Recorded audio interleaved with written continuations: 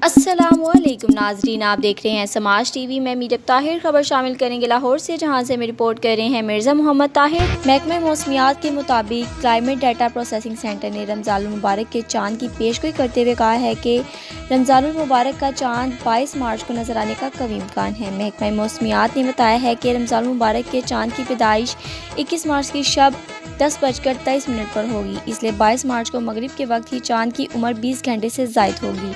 ग़ुरूब आफ्ताब 6:41 जबकि ग़ुरूब कमर 7:32 पर किया जाएगा। महकमे मौसमियात का कहना है कि चांद देखने के दौरान कराची में कहीं मतल्ला साफ और कहीं अब्र रहने का भी इम्कान है।